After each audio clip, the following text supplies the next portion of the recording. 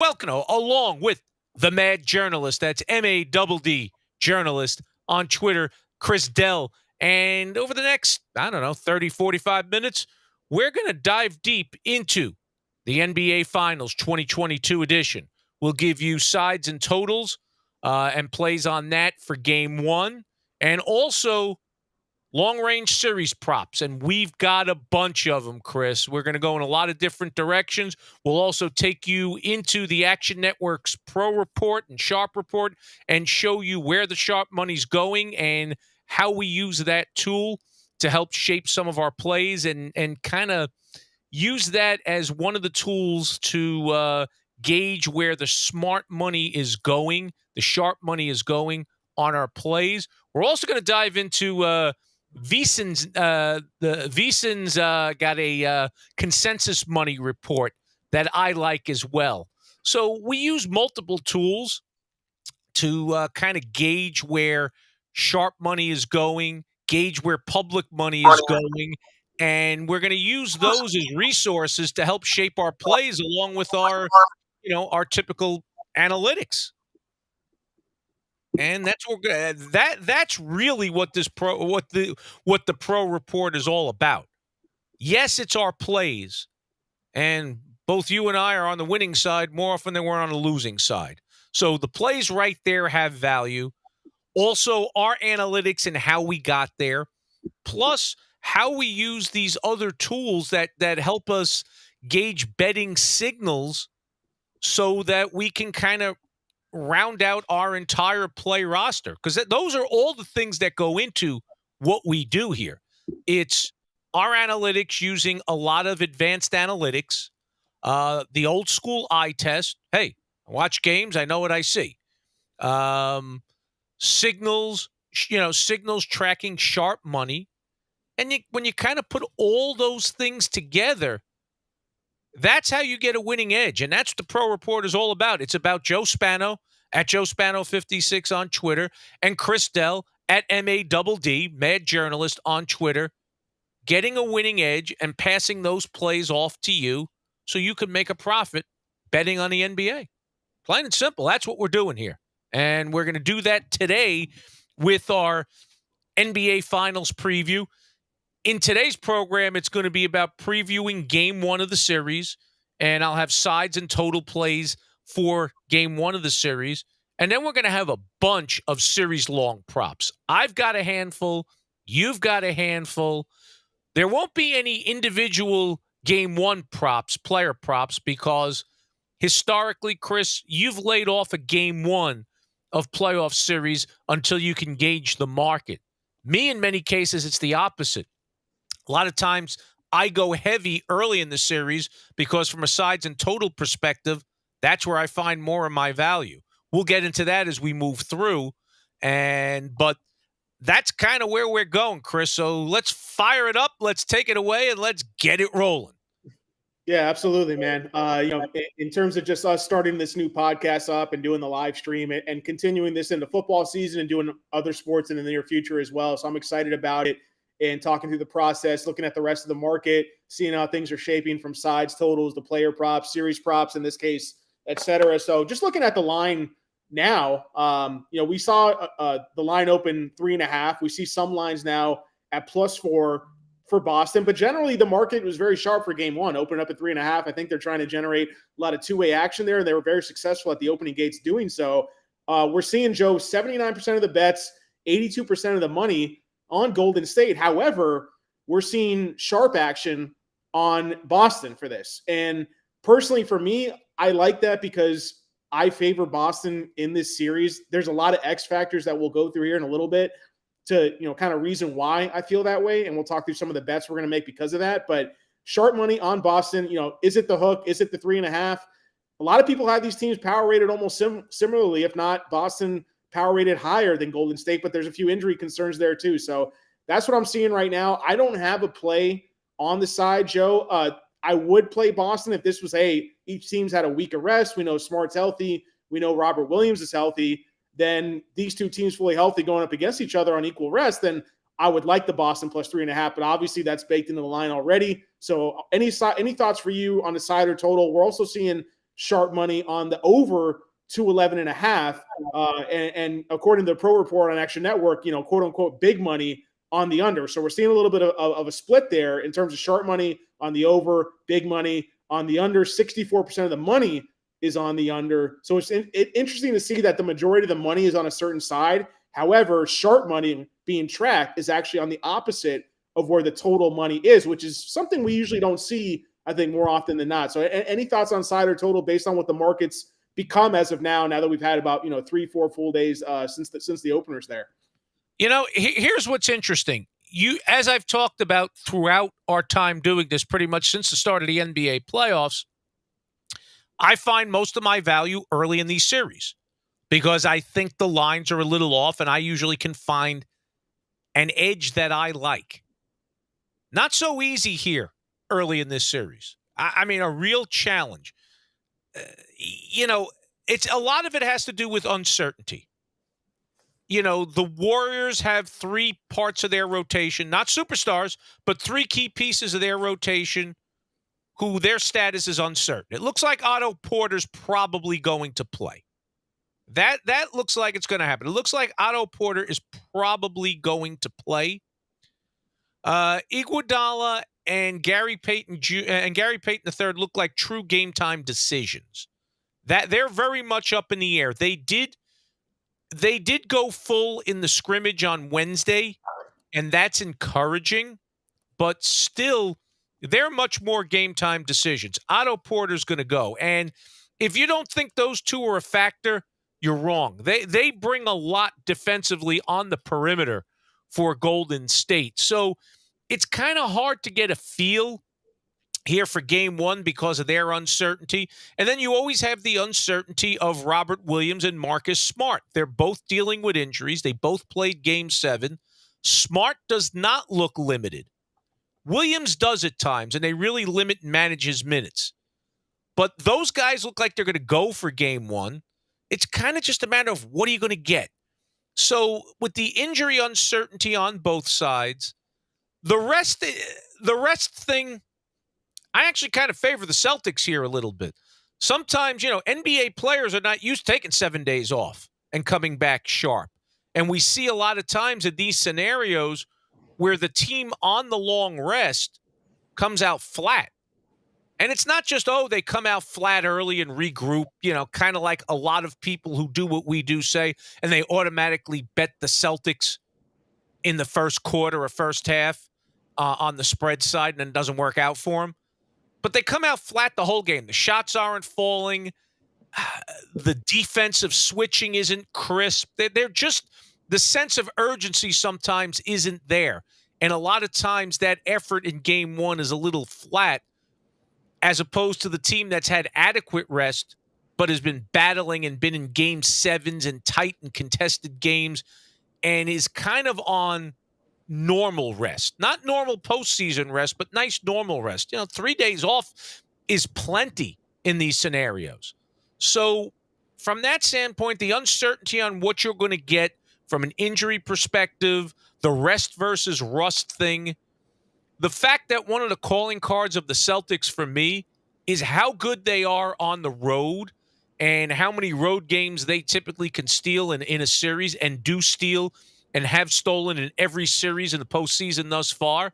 The problem is they're playing a tremendous home team in the Golden State Warriors, and a team that's dominant at home. So that edge that Boston normally has going into somebody else's home arena is really mitigated there because of how dominant the Golden State Warriors are at home. So there's so much uncertainty in this series that sides and totals, I have plays on both, but I'm going lighter than normal because all these factors of uncertainty, trying to figure out, I don't really have a grasp on what the pace is going to be.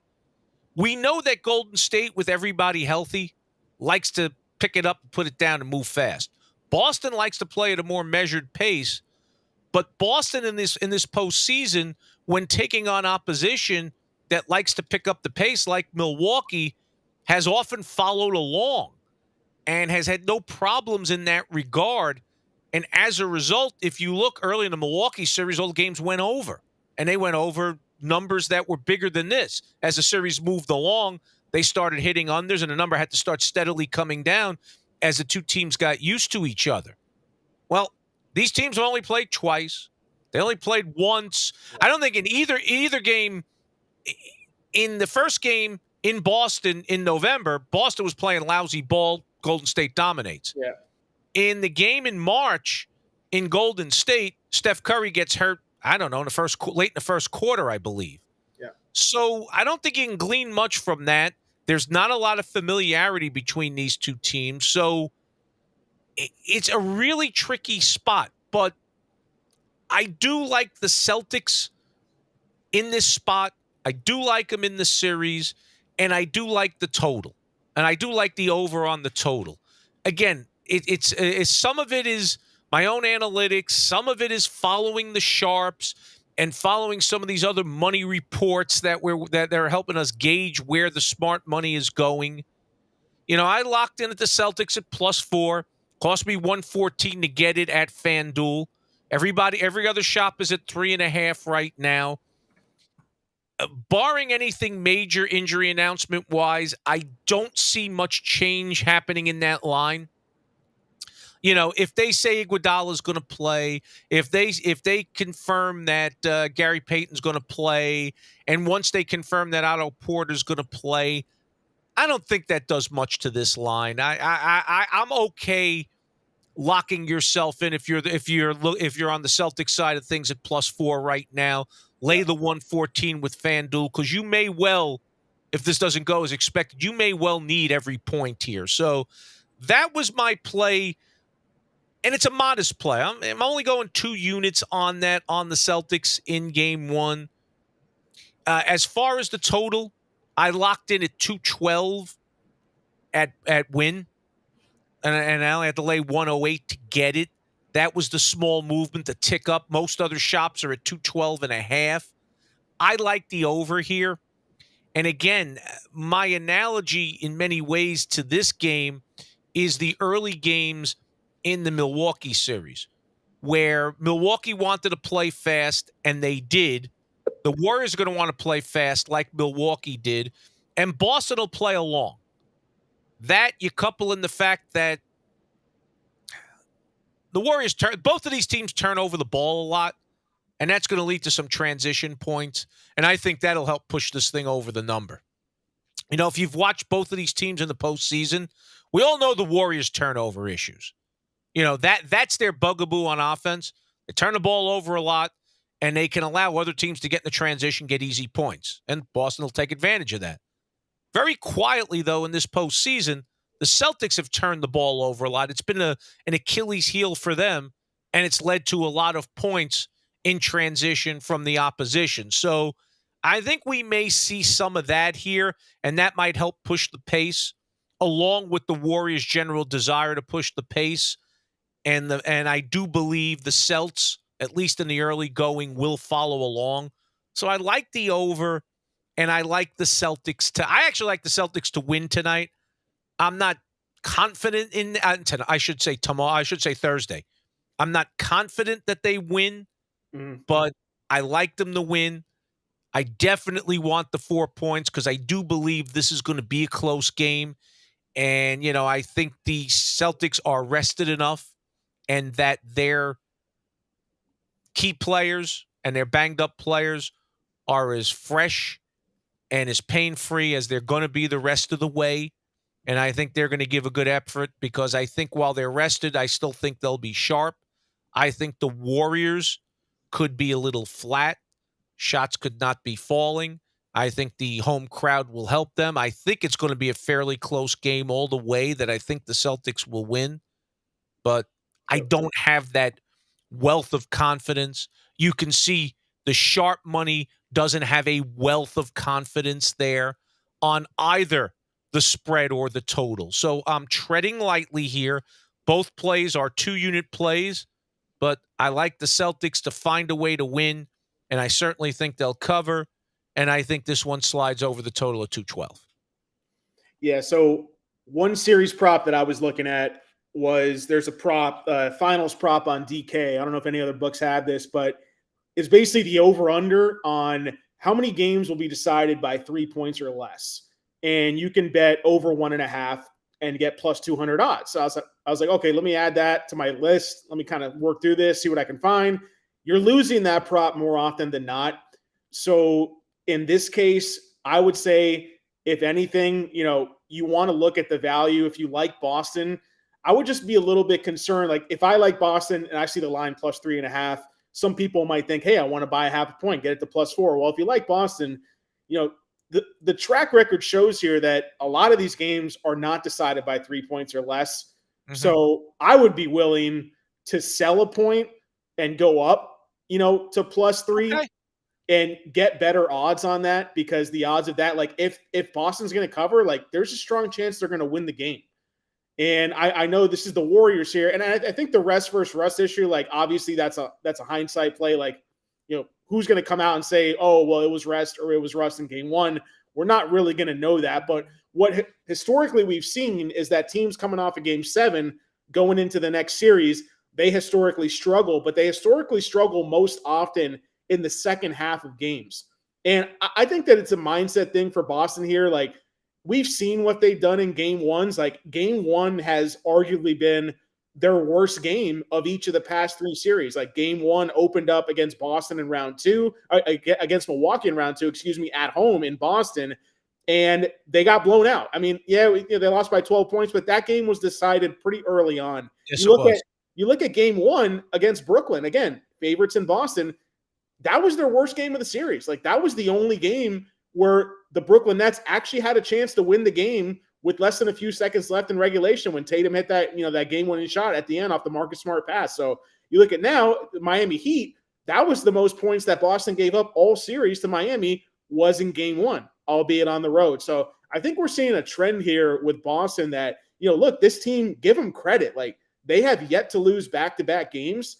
And I don't see that starting anytime soon, but I do see the game 1 trend continuing in the fact that we've got the key guys on Golden State, Curry, Clay, Draymond Green. The rest is going to benefit those guys. And I'm not saying like the shorter rest is going to hurt Boston, because Jaylen Brown and Jason Tatum, they both are healthy right now. But the X factors in this series, like, 2 of the top 3 defensive player of the year candidates, if they would have played, besides Marcus Smart, would have been Robert Williams and Draymond Green. Draymond Green was a favorite early in the season to win Defensive Player of the Year. Robert Williams was the favorite midway through the season. And because both those guys missed enough time to not win the award, it wound up going to Marcus Smart. Obviously, Bam Adebayo was in that discussion as well with the Heat in the last round. He also missed out due to a lack of games late. But that kind of all goes to say that, like, the rest is more important for Boston, because they need 2 of their 5 starters to get to full health. Whereas the Warriors, like, we're talking about guys 7, 8, and 9 on the depth rotation for them. So I'm important defensive players to defend Boston on the wing. I don't think it can be undersold. And you're looking at it in 2 ways for Golden State, where Marcus Smart has done a phenomenal job defending Curry one-on-one in his career. I think I saw the stat that it was Curry's been shooting 29% career from the field when facing Marcus Smart. But okay, well, Boston likes to switch a lot, and the Golden State Warriors, they're actually ranked dead last in the league in terms of facing defenses that like to switch, and Boston switches at the number 1 rate in the league. So you're saying, whoa, well, that makes sense. That makes sense now. The fact that Boston has like a 70% win rate and close to that in terms of cover rate against the Warriors since Jason Tatum has been in the league. Like, this has been a great matchup for Boston. However, the game 1 scenario and the rest factor, that troubles me a little bit to want to really bet much on the side here. Like, one wager that I do lean to in this game would be Warriors 3rd quarter money line, because again, like we've seen historically, these teams coming off that game 7 and they struggle in the second half of the game as opposed to the first half. And I think what you could see in the first half here is Boston come out like gangbusters. Like, Boston, technically, you could say, hey, like, they got nothing to lose. They got the monkey off their back in that Miami series now with Jason Tatum and Jaylen Brown. Now, Jason Tatum's looking like he has one of the best game 7 resumes in the history of the NBA at his age. Like, he's done extremely well now in game 7 over this time. Yeah, so I think that Boston says, hey, look, like, we know what we've done in game 1s over the course of the playoffs. We're not going to let that happen again. So I think you see a concerted effort from Boston, a motivational edge, at least early on. But I'm worried that later on in the game, those things balance out. Now, look, again, like I could see either team winning this game by 5 to 10 points here, where the spread at the 3.5 number doesn't really matter which way you go.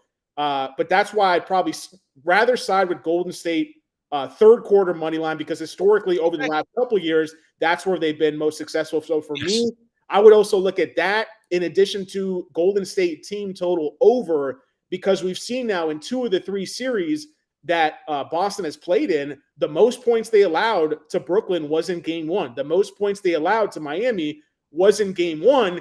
And it wasn't the most they allowed to Milwaukee in game 1 of that series, but I think it was the most success that Milwaukee had in that series, was hitting threes at an above average clip, because they were getting such wide open looks before Boston made those in-series adjustments that they've done very well at under Coach Udoka. So those are kind of all my thoughts there. If I had to play 2 things on the game, I'm leaning strongly to Golden State Warriors third quarter money line, probably about minus 120. I have to check the odds on that again here to see if it moved at all. And then Golden State team total over because of that rest factor. But I'm not saying Boston can't win. I like Boston on the series. We'll get into our series bets in a little bit here. But that's kind of my overall thoughts, Joe. I agree with you that, like, any number of these factors, like basically we got 5 guys questionable here.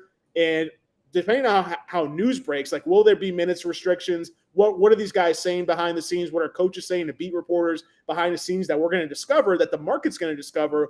And will that alter the line? Will that alter the fact that maybe sharp money is showing up on these pro reports on Golden State side by tomorrow night? So, and that can happen, as we've talked about. That report is fluid. Right now, we're seeing sharp money on the Celtics.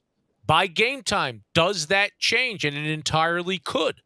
You know, again, there's a lot of – the market's very conflicted here. And this is a tricky game 1. And it is why I am going light. You know, I'm very bullish on the Celtics. And one of the reasons I'm taking them in game 1 here, they've got to win at least one game. I got to be honest. You got to look at the pure mathematics of it. If you like the Celtics to win the series, you know they have to win one game on the road, right? They got to win at least one on the road. And probably one of the first 2, right? Right. Yeah. And that's what – and it could be game 2 instead of game 1. That's what happened last series, but that's happened the last couple. You know, that's what happened in the Miami series. But I'm going to take it a little deeper. If you look at the Celtics, as good as they've been this postseason and as amazing as they've been on the road in the postseason, they've been a little ordinary at times at home. And they've lost games in those spots where you think, okay, here's a chance to take control of this series or close it out or stand on this team's neck. And they give back some of that, and they give back that edge, blowing a game at home where it looks like they should be in a position to win. And it's a pretty, outside of the Nets series where they swept, it's been consistent. They did it against Milwaukee. They did it against Miami. And they had to go win in big spots on the road in order to take the series. So realize something here. So I said they got to win at least one game to win the series.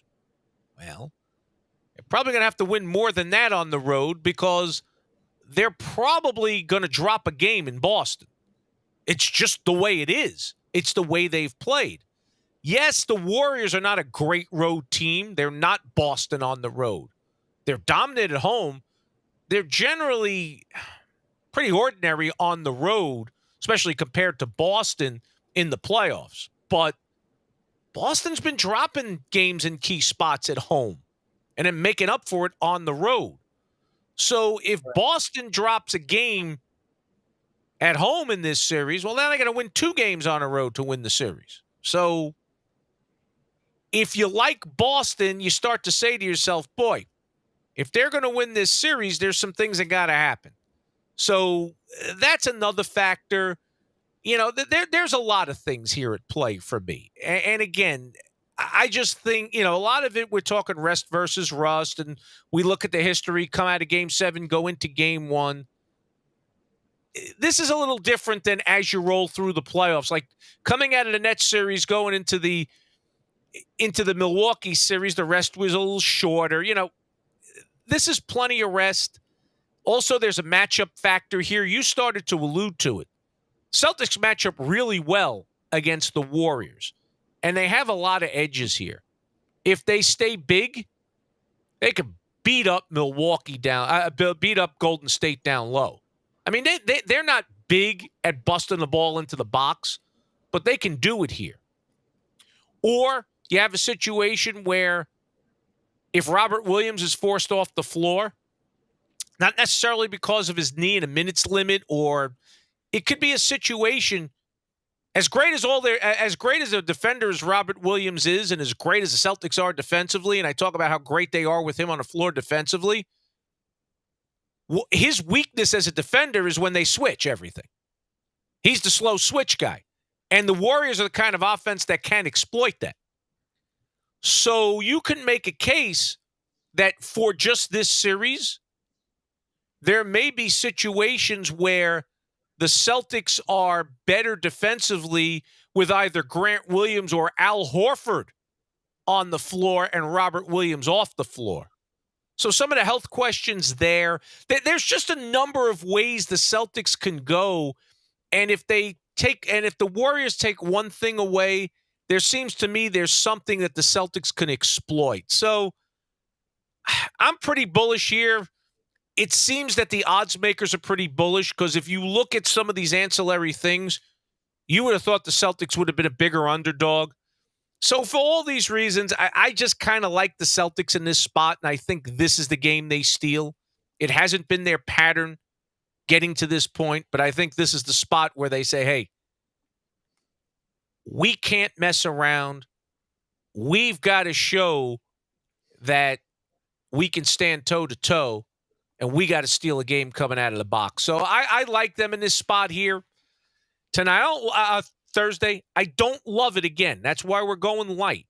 And again, on the total, that's why we're going light. And I think your third quarter play is a sound play. If the Celtics are gassed third quarter, the Warriors could dominate. Warriors are a great third quarter team. That's shown. That's a good spot. You can make a case for taking the Celtics, first quarter. I think they're plus a half or something. And I think they're plus 1.5 for the first half or something along those lines. You can make a case there. I passed on those plays because sometimes I find you think that's where it's going to go and it just doesn't. So I'm sticking with what I got here, get a feel for the series, and I think I'll be able to be much more decisive on sides and totals in game 2 than I am here tonight. A little uncharacteristic for me, but that's kind of where I am. We should probably transition to some of these series props because surprisingly enough, I know you have quite a few. I have a lot. One last thing, Joe, on that, because I was looking at the game 1 factor, and this can kind of transition into the series props, is that a lot of people I've heard saying that, hey, they like Boston, but they realize the trends from Boston's side, historical side, teams coming off game 7, and then look at the side that we haven't talked about yet, which is Golden State at home under Steph Curry. Since 2014, 2015, Steph Curry has had 14 game 1s at home in the playoffs, and he's won 13 of them. And the only time that he lost was his second game 1 in that stretch, which was the series they infamously fell down 3-1 early against the OKC Thunder with Durant and Westbrook. So since then, Steph Curry has won 12 straight game 1s at home in the playoffs. There was a series where I think there was one series they didn't play a game 1, but the series that he has played and been the key factor there, that concerns me of taking Boston to win. However, one prop I seriously looked at as well, Warriors win game 1, Boston wins series. You can get a lot of these kind of alternate path plays. I would recommend strongly of just doing a mechanical parlay on that. If you think that's what's going to happen, bet the Warriors to win game 1. Roll it over, bet Boston to win the series afterwards, because you're going to get an inflated price for Boston. Like, this could go Warriors win game 1. Boston could move from plus 160 to, I'm guessing it's going to go maybe near plus 250. And you're looking at maybe like a close to like a plus 300 overall payout, as opposed to paying plus 400 at Caesars, which is the line that I saw, where all of a sudden you don't have any outs after Golden State wins game one. All of a sudden, Marcus Smart re-injures himself. Robert Williams re-injures himself. And you're like, oh, man, like Golden State's going to make quick work of this now because we didn't understand the injury situation fully going into game one. So that's how I want to approach it. And then again, with the third quarter money line, you got to pay a hefty vig there, like minus 130, minus 135. Now the line has moved in the last couple of days. Just lay the -1. You can bet it at Barstool. It's like minus 108. Lay the -1.5. Like the chance that if you lay minus 1.5 Golden State money line, the chances of that either tying or landing on 1 point are pretty slim to none. Obviously, you can get a bad beat there, but take the plus money if you can at minus 1.5 or find the flat number -1. I think you're getting long-term much greater payout and return on your investment that way. So that's kind of my overall thoughts there. And if that's what I do like. I do like the Warriors. I do think the Warriors win game one because of all these factors we mentioned. Historical between two teams, Boston recent sample, Golden State elongated sample, all three point in the direction of Golden State taking this game here. However, I'd rather parlay, just mechanical parlay, throw it down Warriors money line if you like the Warriors here, and then take Boston on the series spread, which you're going to get an inflated price at. So that's how I'm approaching things. I haven't made that as an official play yet. I'm probably rather just going to play that third quarter money line or that team total over, as I mentioned before. But that's kind of how I'm approaching it from a strategy standpoint, as opposed to just taking these novelty props where like they look flashy with the plus 400 on there, but there's always a catch. And that's the case, especially for this series, in my opinion. Very fair point. Let's get to some of these props. I mean, I'll start with a couple of mine. I got the Celtics to win the series. You know, there's nothing fancy here. I like the Celtics to win the series. I'm getting plus money. It was plus 135 at Bet Rivers. You know, not a huge play on that. You know, put a couple of units in. I think they win the series. You know, again. And obviously you like Boston game one. And if you like Boston game one, then you want to bet them now. Even though if they win game one and then lose game two, you're going to get a plus number still, but it's not going to be as good as what it is now. So obviously, that's why I jumped on this. I think there was enough signals to me to make me gently lean towards Boston in game one, and as a result, we like them to win the series. You know, and at plus money, plus 135, a couple of units on that would make sense. Another one, and I think this is one that we're both on. Going to lay some big wood, 2-1. You're going to lay minus 200. But I think we all agree that this is going to be a fairly long series. So series over 5.5 games. I had to lay 200 to get it, but I threw 3 units on that one because I don't see the likelihood of this series going 5 or less games to me is slim and none, and Slim just left the room. So lay the 2-1, put some units on it. You're going to cash here. I agree. You're stealing my thunder, Joe. That's my best bet of the series right there. I split that last in the conference finals. I had both series over 5.5 games. The line was pretty similar to what we saw in Boston, Miami. I lost that on Dallas and Golden State. So overall in those two bets for the series, I went down a little bit on the vig there. But I think a lot of scenarios, more often than not, you can point to Dallas and Golden State. If you play that series out 10 times, I think more often than not, that series does go 6 games, and Golden State possibly closes it out in 6, just like they did against Memphis in round 2.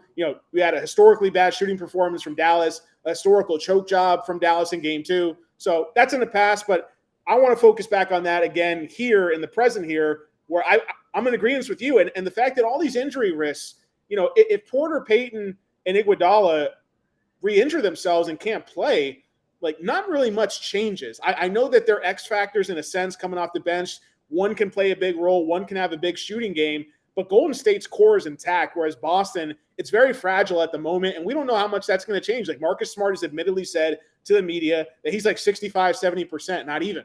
So hopefully he gets healthy enough to where we see a great series between these two teams. But obviously those things can change on a whim, especially with Robert Williams, who might need another knee surgery in the offseason as well. So I agree with you, over 5.5 games. Like if both teams are fully healthy, I definitely could see Boston winning this series in 6 games. But then again, the injury situation could be so fragile as to where Golden State wins in 6 in Boston or in game 7 back at home. So I think that's a good catch-all there. Obviously, things could turn south. I don't see Boston winning in 5.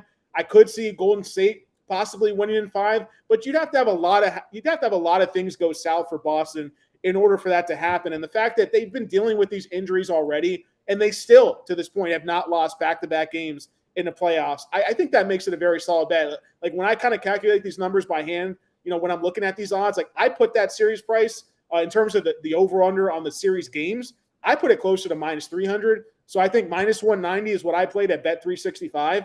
I think minus 200 is just as solid. Lay 2 units to win a unit, lay 3 units to win 1.5 units. I still think it's solid value as long as you're mixing in your portfolio here with some plus money bets to even things out in the long run. So I'm in 100% agreement with you on that play. I got a plus money bet that I think you'll like. Let's see. And I saw this one at DraftKings, and then I don't know. Now I can't find it, but I've seen it written up in a couple of places. I'm going to take credit for it, and you'll track it down for me because you're the guy, you're the prop master. You can find it everywhere. But 2 road wins in series plus 165. Where'd you find that? I saw it at DraftKings for a moment, then I went back. I can't find it. Plus, you said it was plus 165? Plus 165. For over 2 road 1.5 wins in series. No, okay. 2 road wins in series. Okay, so that's over 1.5. Yeah. Okay. Plus 165. I haven't looked at bets since Monday, so anything that's opened up since yesterday, I haven't taken a look at. I will tonight to get my final card in. I found it, and sometimes you look for a bet, and then it's gone. Yeah. You see it, and you go to do something, you come back, and it's not there. This is one of those scenarios, and it's funny. I do a lot of reading as well on our business, and I saw this in a write-up that DraftKings put out on favored props for the series. Okay. And it was right there in their article that one of their guys penned, and then you can't find it on the site. It's pretty odd. But if you could track this one down, 2 road wins in series plus 165, throw some units on it at plus money. Yeah, it sounds like something that I definitely would be interested in. I got to look in a little bit more on it myself personally before I make it official. But here's another one that I like actually along those lines is for there to be at least one comeback win from 20 points behind in a game. I like that one. That's juicy because the Celtics have coughed up big leads and the Warriors have coughed up big leads throughout this postseason. We see with the Warriors, the way they can get hot, they can also get cold. And we've seen with the Celtics, the big leads they can build. They can also lose those big leads just as quick, especially with the hot shooting on the other side. So I think both these teams can be extremely streaky here. And we've seen this time and time again with 20-plus point comebacks in the playoffs. Like, even if the team's down, 20 points with 4 minutes left, like, this is still a bet that's live, especially when you have historically great shooting on Golden State side with the home court advantage here. That's plus 600 on DraftKings. Like, I'm sure the limits on that as a DK special aren't that high, but I would try to get down as much as you can on something like that, at least a full unit on that play. I really like that prop a lot.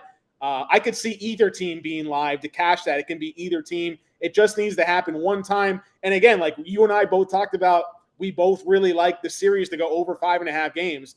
Well, that means we have at least 6 chances possibly for this prop to hit at plus 600. So I'm more than happy at playing this prop at plus 600 and more than balancing things out with the minus 200 that we're laying here, to bet the series over 5.5 as well. One prop that I did like at first glance, but I backed away from it when I really looked at things, was you can bet there to be over 1.5 games for games to be decided by 3 points or less. Like, will there be 2 games to come down to 1 possession at the end?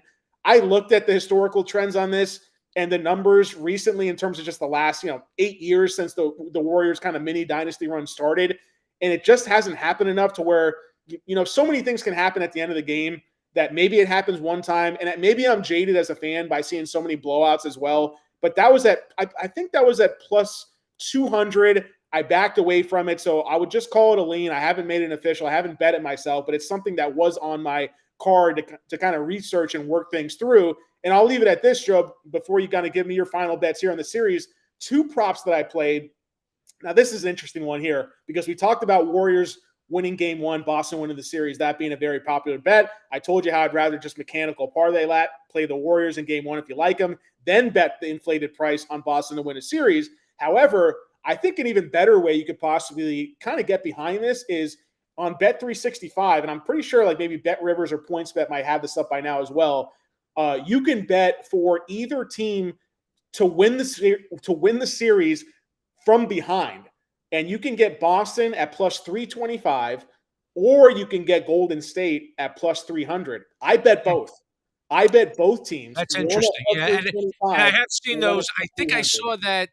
I've seen it around. I can't recall where. I know Bet365 has some of the more versatile stuff out there. So but you're getting an implied payout here of plus 165 if just one team comes from behind. I haven't seen the prop as to where just one team comes from behind, but I like playing them both. And you want to take a unit, split it in half, lay a half on each. I could easily see Golden State coming from behind, and especially with all the trends and what we see as Golden State being favorites at home with the home court advantage, and we've seen what Boston can do playing from behind in a series. I think both teams are absolutely live. Just kind of correlated where it's like I talked about the 20-plus point comeback at plus 600. Like that's just a one-game thing. Well, this is a series-long thing, and I think both teams are absolutely live to do this as well. So at plus 165, if just one of them gets it, I'm more than happy with those odds on that type of play as well. Well, I got a couple of more. Some are gimmicky, and, I'm not a prop master like you, and I always preface that. And I see some props I like. I know where my strength lies, but, if I find something I value, I bring it out there, and I play some of these props. This one, to me, stuck out just because of where I am in this series. I think the Celtics win. Jason Tatum MVP plus 180. Okay. Let's put it this way. On my list too. Yeah. If the Celtics win the series, Jason Tatum will be the MVP. I think we can both agree on that, correct? I do agree with that, yes. I think there's an outside shot at Jaylen Brown, but not enough for me to bet Jaylen Brown, let's put it that way. I mean, I've seen, Al Horford's like at some ridiculous number, and I've seen people take that just because of the value. I'll say it like this. If the Celtics win the series, Jason Tatum will be the MVP.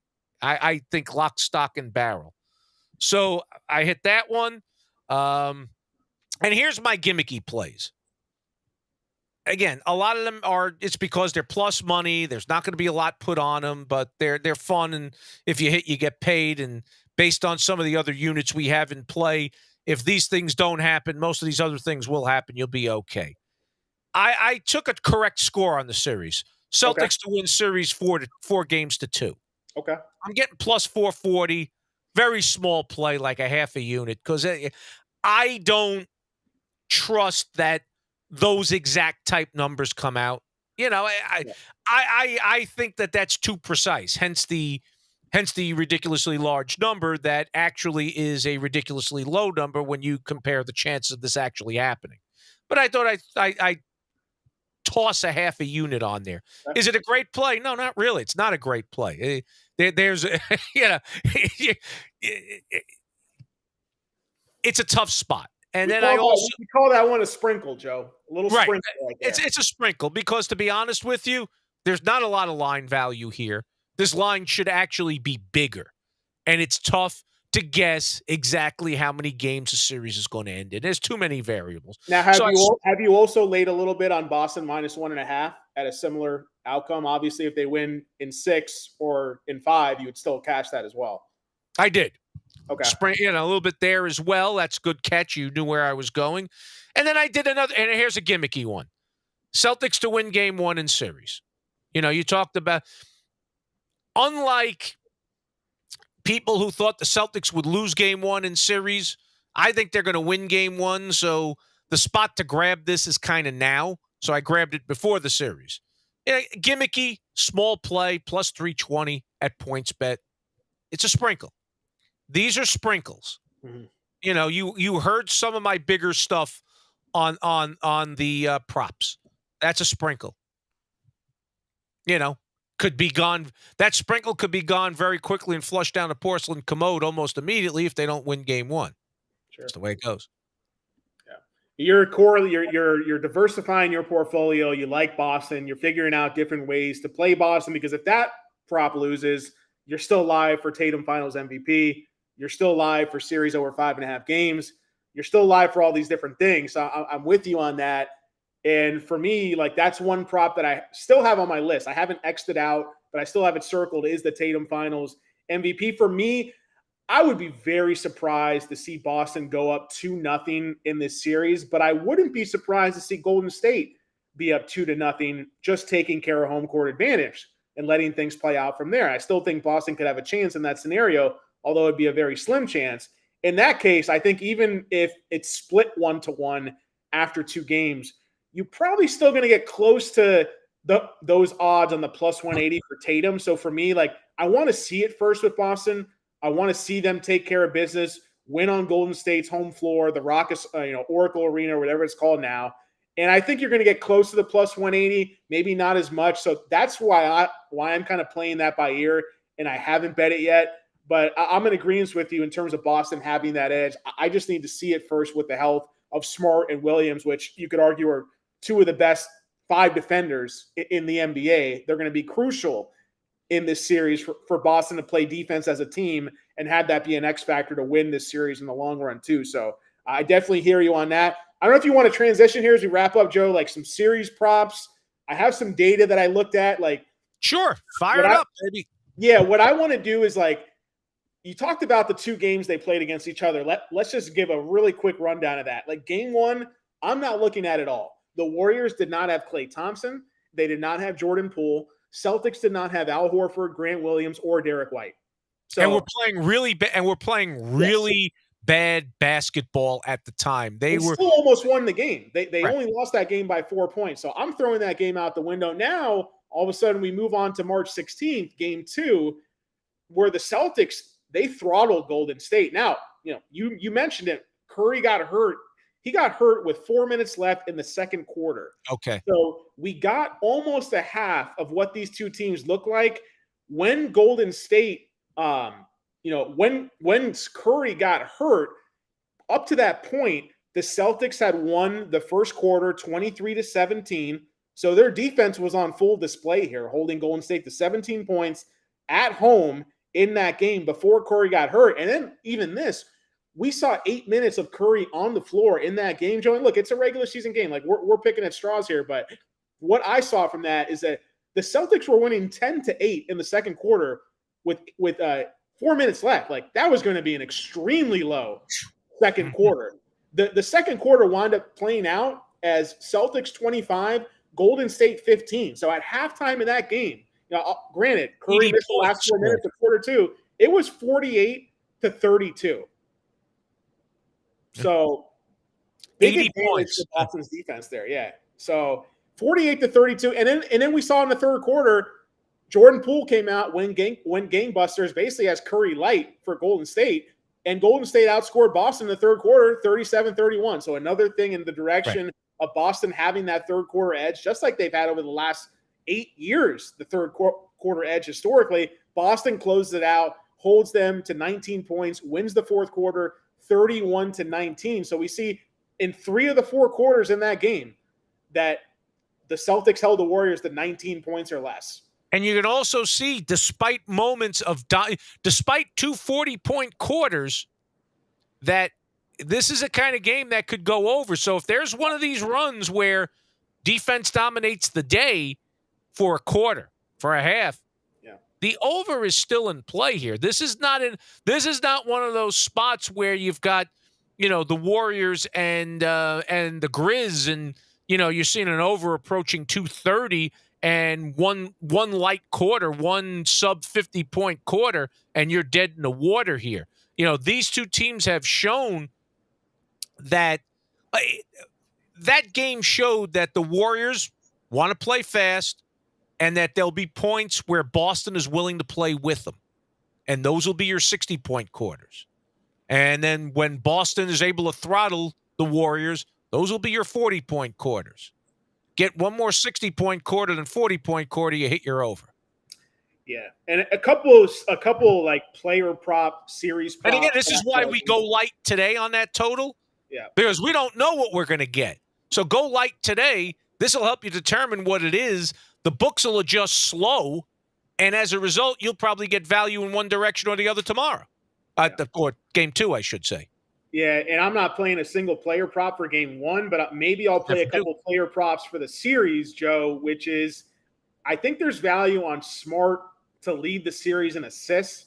Mm-hmm. DraftKings has that prop as total assists combined for the series. FanDuel has it as assist average leader. I believe the guy has to play at least 4 games for that to be valid. So if Smart happened to miss a game or two, that still could be live at plus 220 on FanDuel. Curry is plus 230 on FanDuel. Now, when we looked at the potential assists from the Warriors in that game, obviously it's skewed because Curry went out early, but Jordan Poole ended that game with 14 potential assists in 34 minutes. And you could say, well, he took over the Curry role in that scenario. And if that's the case, we saw Curry being able to distribute the ball successfully in the last 2 series where he's having the ball as a playmaker more in his hands, even more so sometimes than Draymond Green, because I think teams are figuring out more and more how to better defend Draymond Green and take away his best asset on offense, which is passing the ball and distributing. So Draymond Green ended that game with 11 potential assists. Now, look, he only played 22 minutes, so you could easily double that and say, well, he should have had 20 plus potential assists. But given the Draymond Green a substantial favorite to lead the series in assists in both of these categories, total assists and assists per game, you look at Marcus Smart for that entire game, he played 33 minutes. Like if he's healthy, we saw him come back one game after missing in the Miami series and played 40 full minutes in that game. So he had 18 potential assists in that game. Obviously, the Warriors are going to make a concerted effort to get the ball out of Jason Tatum's hands and to a lesser degree out of Jaylen Brown's hands as well. So we could see Marcus Smart continue to play a similar type of role there. I thought there was value on Marcus Smart over 5.5 assists going into game one, but I'm not going to play it because of the health unknowns there. But I do think there is value to lay a little bit on both Curry and Smart to lead the series in assists, because I think it should be much closer to the 3 of those guys together in terms of Draymond, Smart, and Curry together. But we're seeing Draymond as a big favorite here, and you can still basically cash even money or better, plus 110 overall price if you play just Marcus Smart and Steph Curry in that scenario there. So that's one series player prop that I'm looking at in terms of average on FanDuel and then total on DraftKings. And then the other one I'll say, just because of the volume here, and Curry has not had the track record against Smart or against these Celtics, but Curry, it almost seems like a square play, but I still haven't played it yet, but I'm leaning strongly to it right now.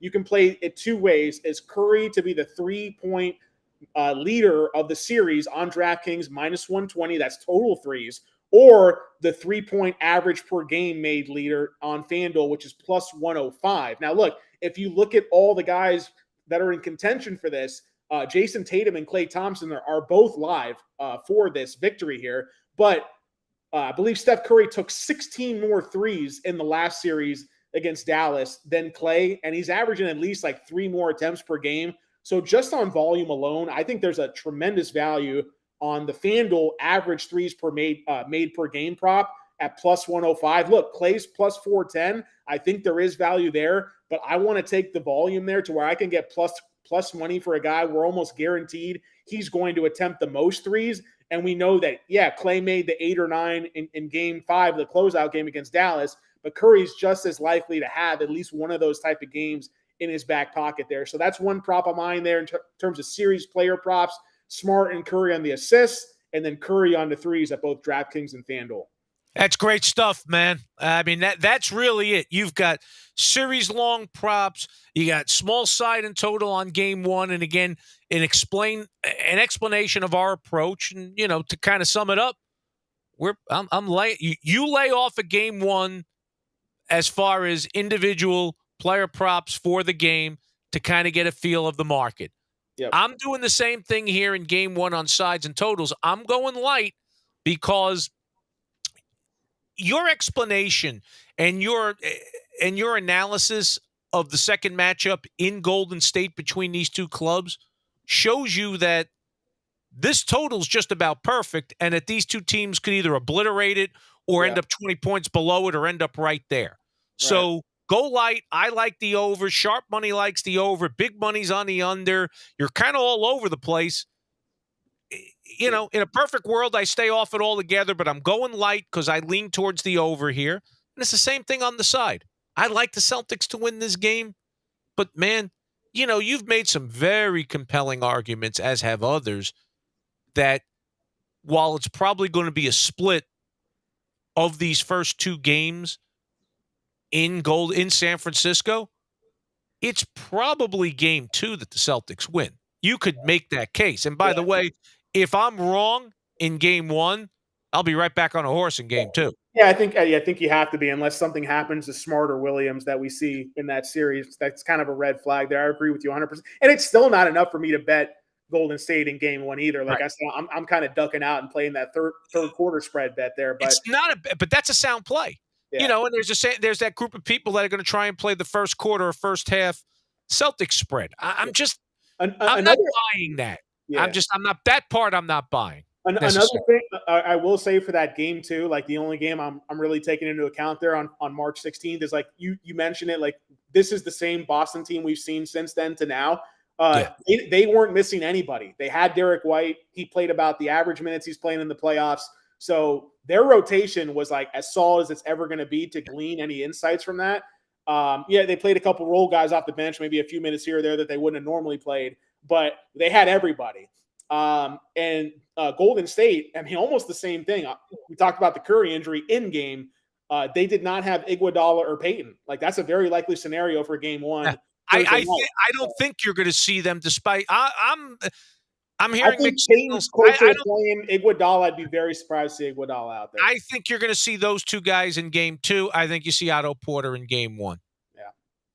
And, for that reason, as much as any, I think Boston wins game one, loses game two, goes back to Boston, one game apiece, and we take it from there. But we'll get more into that the next time we reconvene. But this was great stuff. Again, a lot of full series props, thoughts on the sides and totals, some thoughts on what you're looking at, player prop-wise going forward. And, we'll have a lot more of those the next time we get together. Game two is going to be Sunday. Yep. So we got to figure out when we want to do this again. Do we want to do this again on Friday? Or do we want to do this before game three? Yeah, that's a good question. I mean, I'm honestly game to. I'm game to go game by game in this series because we're not going to have much after this.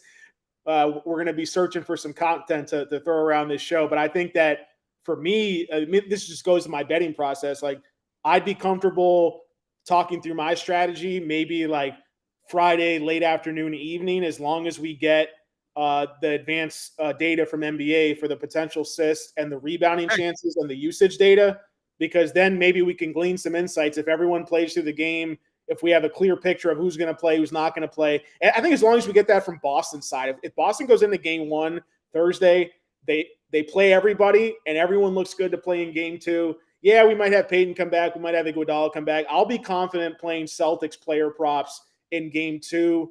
Whereas, like, probably more, if I play any Warriors props, it'll probably just be on the core guys, probably not the role players yet. I want to see all the role players back because Payton coming back could cut Otto Porter or it could cut Kevon Looney. We just don't know what those in-series adjustments are going to be yet. Like, I was looking at Kevon Looney to lead the series in rebounds, but we saw how easy Kevon Looney could get played off the floor in a given playoff series for Golden State too. So I want to wait to see on that, even though I thought the plus money was decent odds there as well. But yeah, you said it, Joe. So I'm ready to come back here for game two. We'll figure it out. We'll post some stuff on Twitter, let you guys know what we're thinking, and we'll go from there. If it isn't Friday before game two, it'll be Tuesday before game three. Yeah. One of those two. We'll update you on Twitter. But let's get on out of here. I know you got dinner to get to. I'd like to get to dinner. I got dogs to take care of. And, man, we gave them everything. Not only a boatload of plays, but insight into the whys and what fors for every one of them. So for the man journalist, Chris Dell, I'm Joe Spano. We'll see you at the pay window.